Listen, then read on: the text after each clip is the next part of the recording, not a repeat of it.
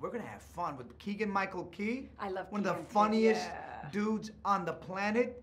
And you got all three flavors there. You got chocolate, you got coffee with me, and then you got vanilla with John Cena.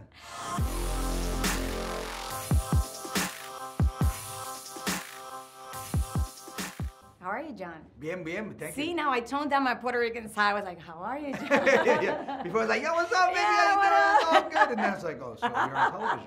I'm a journalist now. So I know you've worked before with Michael Cena. Was that part of the appeal to make this movie? You made the movie in Sisters, right? Yeah. So John Cena and I played buddies. John Cena. Yeah, that's right. Mike Cena's his brother. He's also really talented too. His twin, his evil twin. So yeah, we did Sisters. I had so much fun with that cat because we had to improvise all our dialogue, and it was a blast. Oh. And then when he was the lead of this movie, I was like, we're gonna have fun with Keegan-Michael Key. I love one of the Keegan too, funniest yeah. dudes on the planet. And you got all three flavors there. You got chocolate, you got coffee with me, and then you got vanilla with John Cena. Yeah, and I also think that there were a lot of funny gags in the movie, but also a lot of physical comedy. Oh, yeah. Did you guys have to train in order for to do this movie, like for the action Well, the scenes? fire stuff was kind of scary, I'm not going to lie, because it was real fire, and it starts to get crazy hot, and we had to be careful with the little kids to make sure that their eyes didn't, that they weren't going to pass out, because you start to... there was real fire everywhere around you.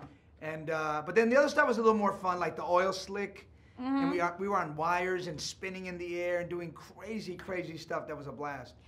It actually reminds me of a little bit of Three Men and a Little Baby. Yeah, right. It's got that vibe. Yeah. We had three guys, firefighters, who save these kids in a house and find out that they don't have parents, and we adopt them and become their dads. Do you think it's like a formula kind of that you would highlight for a family movie, like this type of comedies? I think these type of comedies really work because it shows you that family is really all about love. It doesn't matter that it's three dads, two dads, three moms, two moms, whatever the combination, it doesn't matter. Love is love, and that's a beautiful message.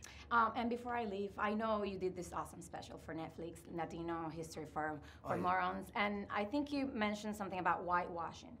Do you think us Latinos sometimes have, somos un poquito el problema de decir we're being part of the problem of why Latinos are not more representative? No, it's not. Okay. That's the ugly question in the room. Yeah. Is like, why aren't we where we should be?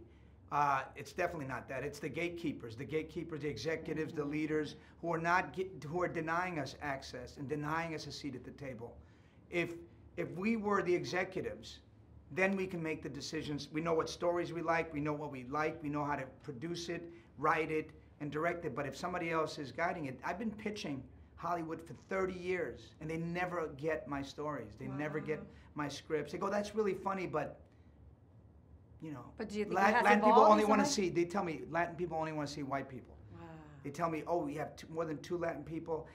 It's a Latin movie, and who's going to see that? So there's all kinds of weird Hollywood wisdom that's really racism masked as Hollywood wisdom. So do you think there's a way that we can support each other more, Latinos? Yeah, I think we have to keep, like, I wrote an article in Billboard, then another writer wrote one in Hollywood Reporter, calling out Hollywood, saying we're 50% of the population in Los Angeles, but less than 3% of the faces in front of the camera, behind the camera. That's cultural apartheid. You have to call them out. The newspapers, the media, Hollywood, in political office, everywhere. We have to call out because we're winning. When we have direct access to the voters, like Alexandria Ocasio, Cindy Polo, Jessica Ramos, Julia Salazar, Antonio Delgado, we win. We win. In music, we're the top because we have a direct connection with the people who are buying. That's right. In Hollywood, we don't. All right. Thank you so much. Congratulations. Thank you very much.